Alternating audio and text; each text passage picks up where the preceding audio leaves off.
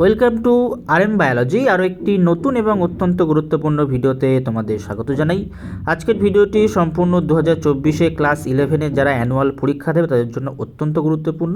তোমরা একটা বায়োলজি পেপারে সলভ পাবে আজকে, তার কিন্তু পার্ট 1। সেই পার্ট 1-এ আমরা এমসিকিউ করব, ভিএসএকিউ করব এবং এসএকিউ টাইপ 1 করব, অর্থাৎ মার্কস 2-র কোশ্চেনগুলো করব। তার সম্পূর্ণ সলভ পেয়ে যাবে, সাথে এই পিডিএফটি তোমরা পেয়ে যাবে, সেটি আমি ডেসক্রিপশন বক্সে দিয়ে রাখবো। কী করে সেটা ডাউনলোড করবে তার তথ্য কিন্তু ভিডিওটি না দেখলে পাবে না, তাই ভিডিওটি শেষ পর্যন্ত দেখো। যারা চ্যানেলে নতুন, চ্যানেলটি অবশ্যই করে সাবস্ক্রাইব করে নাও এবং বেল বাটনটি বাজিয়ে দাও, যাতে পরবর্তী পার্টের ভিডিও এলেই তোমরা নোটিফিকেশান পেয়ে যাও। তো চলো ভিডিওটি শুরু করা যাক। প্রশ্ন দেখো আছে, নিম্নলিখিতগুলির মধ্যে কোনটি মোলাস্কা পর্বের বৈশিষ্ট্য? এটির উত্তর হয়ে যাবে কিন্তু ম্যান্টল পর্দা বা ম্যান্টল। তারপরে আছে দ্বিতীয় প্রশ্ন, নিচের কোনটি প্রোটিস্টা রাজ্যের অন্তর্ভুক্ত? আমরা প্রত্যেকেই জানি যে প্রোটিস্টা কি, প্রোটিস্টা হলো এককোষী ইউক্যারিওটিক, তাহলে সেক্ষেত্রে উত্তরটি কী হয়ে যাবে? উত্তরটি হবে কিন্তু ইউগ্লিনা। তারপর সার্কোমিয়ার কোন দুটির মধ্যবর্তী স্থান? উত্তরটি হয়ে যাবে জেড লাইন। এই প্রশ্নটি তোমাদের চলন গমন পার্টে আছে, প্লাস তোমাদের যে দ্বিতীয় ইউনিটের দ্বিতীয় চ্যাপ্টার অর্থাৎ প্রাণীর গঠন সেখানে কিন্তু আছে। তারপর অক্ষীয় অমরাবিন্যাসের উদাহরণ হলো, অক্ষীয় অমরাবিন্যাসের উদাহরণ হয়ে যাবে কি? পাতিলেবু। পরবর্তী প্রশ্ন, আরশোলার শ্বাসছিদ্রের সংখ্যা প্রত্যেকেই জানো, উত্তরটা হবে 10 জোড়া। ইতিমধ্যে আমার চ্যানেলে কিছু 11-এর থিওরি ক্লাস আপলোড করা আছে, সেটা তোমরা দেখে নিতে পারো, প্লাস সিলেবাসও কিন্তু আপলোড করা আছে, সেটাও তোমরা দেখে নিতে পারো। কোথায় থেকে কেমন কি প্রশ্ন আসতে পারে, কতগুলো এমসিকিউ কোথা থেকে আসে, এসএকিউ কোথা থেকে আসে, কোন কোন চ্যাপ্টার থেকে কেমন কী আসে, সেটা কিন্তু দেওয়া আছে। আমি এই ভিডিওর ডেসক্রিপশন এবং আই বাটনে লিঙ্কটি দিয়ে রাখবো, তোমরা দেখে নিতে পারো। তারপরে আছে লাইসোজোমের বৈশিষ্ট্য, 6 নম্বর প্রশ্ন। এটি একটি একক পর্দাবেষ্টিত উৎসেচকপূর্ণ এক প্রকার কোষীয় অঙ্গাণু। এই লাইসোজোমকে আমরা কি বলতে পারি? আত্মঘাতী থলি বলতে পারি। সেন্ট্রোজোম বিভাজিত হয় কোষচক্রের কোন দশায়? উত্তরটি হয়ে যাবে এস। আলোক দশায় নিম্নলিখিতগুলির মধ্যে কোনটি তৈরি হয়? আলোক দশায় এটিপিও তৈরি হয়, NADPH2ও তৈরি হয়, এবং যেটা পরবর্তীকালে গিয়ে অন্ধকার দশায় কাজ করে।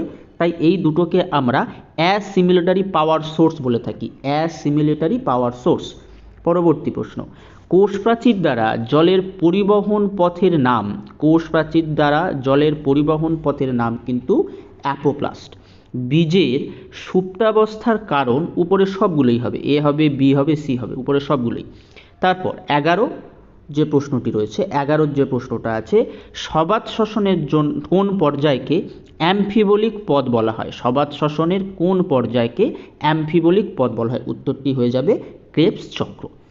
দ্বিতীয় হৃদঘাত অর্থাৎ হৃদধ্বনি যেটাকে বলা হয় ডাব, DUBB, কোনটি বন্ধ হওয়ার সাথে সম্পর্কিত? উত্তরটি হয়ে যাবে অর্ধচন্দ্রাকৃতি কপাটিকা বা সেমিলিউনার ভালভ। পরবর্তী প্রশ্ন 12 প্রশ্নটা আমরা করলাম। পরবর্তী প্রশ্ন আমাদের 13 প্রশ্ন। দেখো আমরা পরবর্তী প্রশ্ন অর্থাৎ 13 নম্বর প্রশ্ন যদি দেখিনি, যে পেরিস্টলসিস কোথায় দেখা যায়? পেরিস্টলসিস কি? এক প্রকারের চলন, সেটা আমরা গ্রাসনালীতে দেখতে পাই। এই পেরিস্টলসিসের প্রভাবেই কিন্তু আমাদের খাদ্যের গলাধকরণ চলন হয় এবং আস্তে আস্তে নিচের দিকে আসতে থাকে। নিচের কোনটি অস্থি কঙ্কালতন্ত্রের গলযোগ? এখানে উত্তরটি হয়ে যাবে কি? অস্টিওপোরোসিস। অস্টিওপোরোসিস। অ্যাঞ্জাইনা পেক্টোরিসটা হার্টের সমস্যা, এমফাইসিমাটা শ্বাসতন্ত্রজনিত সমস্যা, নেফ্রাইটিসটা রেচনতন্ত্রজনিত সমস্যা। অস্টিওপোরোসিসটা কি? অস্থিকঙ্কাল বা পিসজনিত সমস্যা। আমরা 14টা উত্তর পেয়ে গেলাম এমসিকিউ। তো পরবর্তী আমাদের সেকশন 2 গ্রুপ এতে, যেটাকে আমাদের বলা হয় ভিএসএকিউ, সেখানে দেখো কি আছে, গ্রাম পজিটিভ ব্যাকটেরিয়া বলতে কি বোঝো, তার অথবাতে কি আছে, ভাইরয়েডের একটি উদাহরণ দাও, আলোক পর্যায়বৃত্তি কি অথবা আলোক শোষণ কি, একটি ফ্যাগোসাইটিক শ্বেত রক্তকণিকার নাম লেখো, মায়াস্থেনিয়া গ্রেভিস রোগে কোন কলা আক্রান্ত হয়। এই 4টে প্রশ্ন কিন্তু আছে। পরবর্তীতে কি আছে, গ্রুপ বিতে সিস্টেমেটিক্সের সংজ্ঞা দাও, ব্রায়োফাইটা টেরিডোফাইটার মধ্যে দুটি পার্থক্য লেখো, যে কোনো দু প্রকার অস্থিকোষের কাজ লেখো, নিয়ত অনিয়ত পুষ্পবিন্যাসের মধ্যে দুটি পার্থক্য লেখো, সাইন্যাপ্টোনিমাল কমপ্লেক্স কি, অত্যাবশ্যক পরিপোষক উদ্ভিদদের দুটি ভূমিকা উল্লেখ করো, অথবা টিসিএ চক্রের কোন কোন বিক্রিয়াতে ডিকার্বক্সিলেশন ঘটে সেটা বলতে বলছে, নিঃশ্বাস ক্রিয়ার সময় নিম্নলিখিত পেশিগুলির ভূমিকা লেখো, ডায়াফ্রাম ও অন্তস্থ ইন্টারকস্টাল পেশি। আজকের আমরা এই 9 নম্বর পর্যন্ত করব। তো চলো আমরা উত্তরগুলো দেখে নিই 9 নম্বরের। তখন আমরা প্রথমে এমসিকিউ দেখে নিয়েছি, এবারে আমরা গ্রুপ এ অর্থাৎ একদম ডিরেক্ট 1 মার্কসের উত্তর দেখছি। প্রশ্ন ছিল কি? Gram positive bacteria. তো গ্রাম পজিটিভ ব্যাকটেরিয়া কাকে বলছে? অধিক পেপটাইড ও গ্লাইক্যান সমৃদ্ধ, পুরু কোষপ্রাচীরযুক্ত। যে প্রকার ব্যাকটেরিয়া ক্রিস্টাল ভায়োলেট ও আয়োডিন সমৃদ্ধ নীল বেগুনি বর্ণের গ্রাম রঞ্জকে স্থায়ীভাবে রঞ্জিত হয় তাকে গ্রাম পজিটিভ ব্যাকটেরিয়া বলে, যেমন ডিপ্লোকক্কাস নিউমোনি। এই যে gram positive gram negative bacteria, অর্থাৎ এই রঞ্জিতকরণের ভিত্তিতে ব্যাকটেরিয়াকে দুটো ভাগে আমরা ভাগ করি, একটা হচ্ছে গ্রাম পজিটিভ আর একটা হচ্ছে গ্রাম নেগেটিভ। এক্ষেত্রে আমরা গ্রাম পজিটিভটা বললাম। গ্রাম পজিটিভে বলতে, গ্রাম পজিটিভ বলতে আমরা বুঝবো যে যেখানে রংটা ধরে থাকে, এবং গ্রাম নেগেটিভ বলতে বুঝবো যেখানে রংটা ধরে থাকে না তাই নেগেটিভ, ধরে থাকে তাই পজিটিভ। তাহলে আমরা বুঝে গেলাম যে গ্রাম পজিটিভ ব্যাকটেরিয়া কাকে বলে, উদাহরণ পেয়ে গেলাম। ওর অথবাতে ছিল যে একটি ভাইরয়েডের উদাহরণ দিতে হবে, একটি ভাইরয়েডের উদাহরণ। একটি ভাইরয়েডের উদাহরণ কি, potato spindle tuber viroid, potato spindle tuber viroid, ঠিক আছে। এটি রড সেট টাইপের হয় এবং ভাইরাসের থেকে আণবিক ওজনটা তুলনামূলক কম হয়। তারপরে প্রশ্ন ছিল যে আলোক পর্যায়বৃত্তি কাকে বলে, তার অথবাতে ছিল আলোক শোষণ কি। আলোক পর্যাবৃত্তি কি, আপেক্ষিক দিবাদৈর্ঘ্য ও রাত্রি দৈর্ঘ্যের বিভিন্নতার উপর নির্ভর করে উদ্ভিদের যে শারীরবৃত্তীয় পরিবর্তনের মাধ্যমে ফুল সৃষ্টি হয় তাকে আলোক পর্যাবৃত্তি বা ফটোপিরিয়ডিজম বলে। তো এই প্রশ্নটা তোমাদের ডাইরেক্ট 1 নম্বরে আসতে পারে, আলোক পর্যাবৃত্তি কি। এবং এছাড়াও এই রিলেটেড একটা প্রশ্ন আছে, আলোক পর্যাবৃত্তি অনুসারে উদ্ভিদের শ্রেণীবিভাগ করো এবং প্রতিটি সংজ্ঞা দাও। এটা কিন্তু তোমাদের মার্কস 5-এর জন্য অত্যন্ত গুরুত্বপূর্ণ প্রশ্ন। তোমরা প্রত্যেকে কিন্তু লিখে রেখো এবং প্রত্যেকেই মার্ক করে রাখো। পরবর্তীতে আলোক শোষণ, তীব্র আলোক ও উচ্চ অক্সিজেন ঘনত্বে সবুজ উদ্ভিদের পাতার কোষে 2 কার্বন পরমাণু সমন্বিত যৌগ ফসফোগ্লাইকোলিক অ্যাসিড তৈরির মাধ্যমে যে জারণ বিক্রিয়া ঘটে এবং CO2 নির্গত হয় তাকে আলোক শোষণ বলে, ফটো রেসপিরেশন বা আলোক শোষণ বলে। এটাও আসতে পারে, অথবা আলোক শোষণের পথ আসতে পারে, আলোক শোষণের পথ আসতে পারে। যেমন কি, আলোক শোষণের পথ হচ্ছে ক্লোরোপ্লাস্ট, পারক্সিজম, মাইটোকন্ড্রিয়া, এই পথ অনুযায়ী সম্পন্ন হয়। এটাকে আমরা শর্ট ফর্মে মনে রাখতে পারি CPM, সি থেকে ক্লোরোপ্লাস্ট, পি থেকে পারক্সিজম, এম থেকে মাইটোকন্ড্রিয়া। এই পথটাও কিন্তু জিজ্ঞেস করতে পারে। পরবর্তী প্রশ্ন ছিল যে একটি ফ্যাগোসাইটিক শ্বেত রক্তকণিকার নাম কি, অর্থাৎ যে সমস্ত শ্বেত রক্তকণিকা ফ্যাগোসাইটোসিস পদ্ধতি প্রদর্শন করে তাদেরকে আমরা ফ্যাগোসাইটিক শ্বেত রক্তকণিকা বলি, যেমন নিউট্রোফিল। তারপরে মায়াস্থেনিয়া গ্রেভিস একটি অটো ইমিউন ডিজিজ যেটা পেশিকলা আক্রান্ত হয়, এবার গ্রুপ বিতে যে কোশ্চেনগুলো ছিল তার উত্তর যদি আমরা দেখে নিই, দেখো বলা হচ্ছে যে সিস্টেমেটিক্স কাকে বলে প্রশ্ন ছিল, জীবের প্রকারভেদ, সকল স্তরের সব ধরনের বৈচিত্র্য এবং পারস্পরিক সম্পর্কের বিজ্ঞানসম্মত আলোচনাকে আমরা সিস্টেমেটিক্স বলি।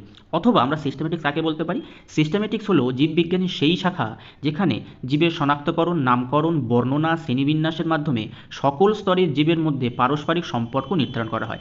এটা কার মতে, এটা হচ্ছে জি সিমসনের মতে 1961। এবারে প্রশ্ন হচ্ছে এই যে সিস্টেমেটিক্স একটা শাখা, এবং তাহলে সেই শাখার অন্তর্গত নিশ্চয়ই ট্যাক্সোনমি, কারণ ট্যাক্সোনমিতে আমরা এই 4টে জিনিস দেখতে পাই যেটাকে আমরা ট্যাক্সোনমির ভিত্তি বলে থাকি। শনাক্তকরণ অর্থাৎ কিছু বৈশিষ্ট্যের নিরিখে শনাক্ত করা দুটো জীবের মধ্যে, সেই জীবগুলোকে নামকরণ করা, সেই জীবের বর্ণনা প্রদান করা এবং সেই জীবগুলোকে কিছু বৈশিষ্ট্যের ভিত্তিতে ভাগ করাকে আমরা শ্রেণীবিন্যাস বলি। তাহলে সিস্টেমেটিক্সের মধ্যে কিন্তু আমাদের ট্যাক্সোনমিটা পড়ছে। তারপরে অথবা ছিল ব্রায়োফাইটা ও টেরিডোফাইটার পার্থক্য।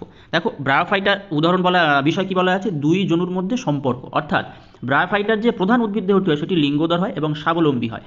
যে রেণুধর উদ্ভিদটা থাকে সেটি লিঙ্গধরের উপর কি থাকে, নির্ভরশীল থাকে। এগুলো কিন্তু MCQ আসতে পারে। এর থেকে প্রয়োজনীয় পুষ্টি সংগ্রহ করে।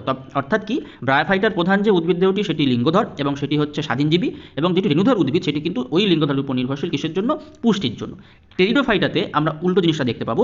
এক্ষেত্রে কি হবে, এক্ষেত্রে রেণুধর উদ্ভিদটি প্রধান হবে এবং সেটি স্বাবলম্বী থাকবে।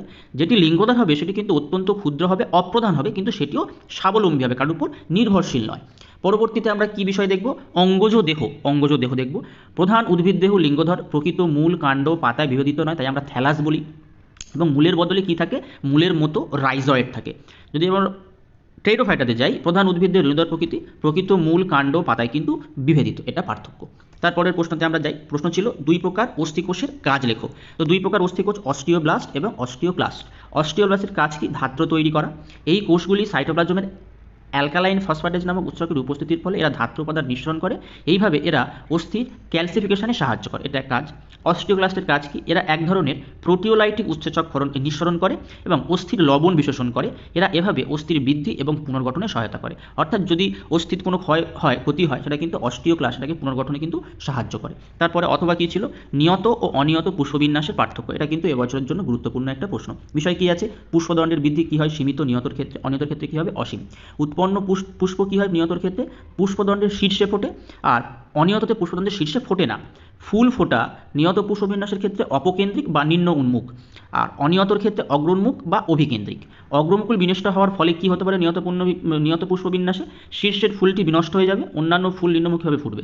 এবং অনিয়তের ক্ষেত্রে কী হবে? মঞ্জরিদণ্ড বৃদ্ধি পাবে, কিছু নতুন কিন্তু নতুন ফুল উৎপন্ন হবে না। এই আমাদের পার্থক্য। পরবর্তীতে ছিল সাইন্যাক্টোনিমাল কমপ্লেক্স কী?